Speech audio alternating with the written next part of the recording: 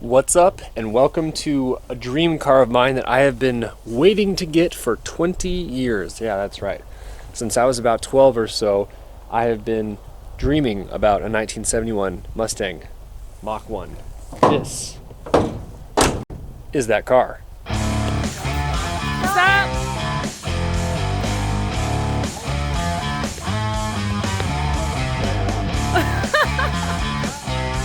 You're good. I'm kidding.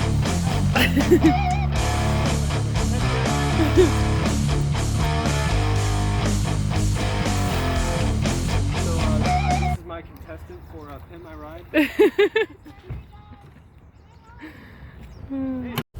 For those of you that are unfamiliar, this car is special for quite a few reasons.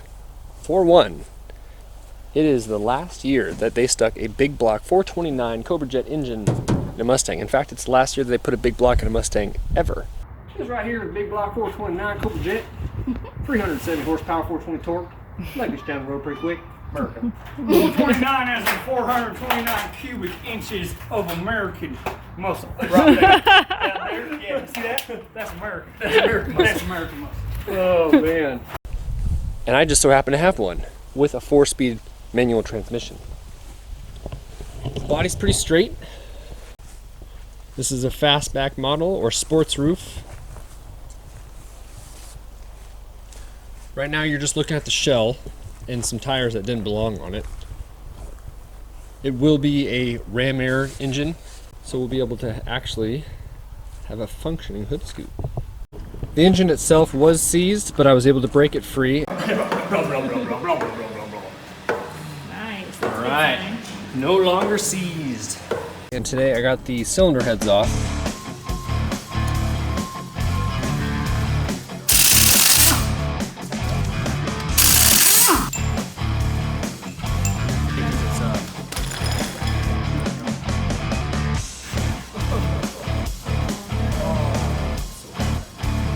These are massive.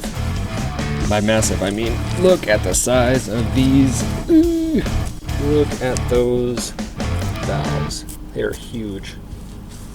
Just to give you an idea. So I'm gonna take these to the machine shop, have them go through, clean it up, check everything out, and see what we need to do to get this thing back to life. So what we got going on here?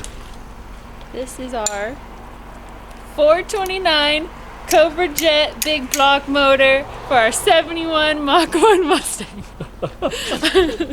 You got it. Nailed it.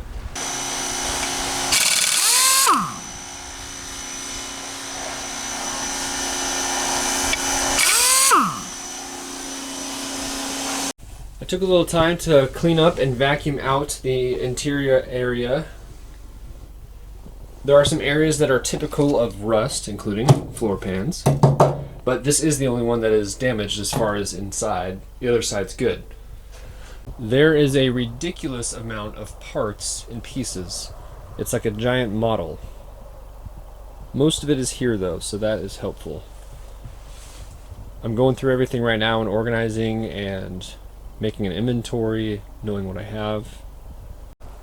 One of the biggest pain in the butts is going to be getting this old paint off of this body.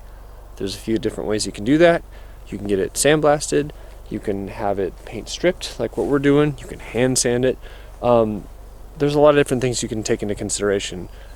For the hell of it, I decided to try some paint stripper tonight just to see how it did.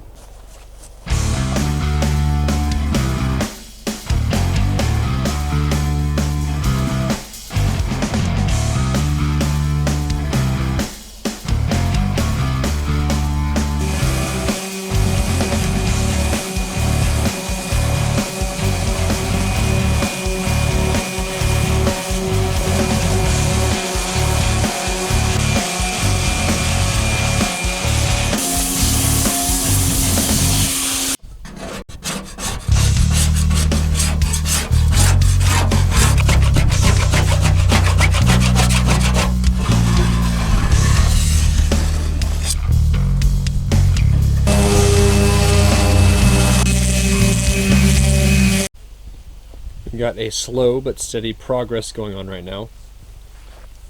Just been kind of a process of a little bit of orbital sanding, a little bit of paint stripper, some pressure washing.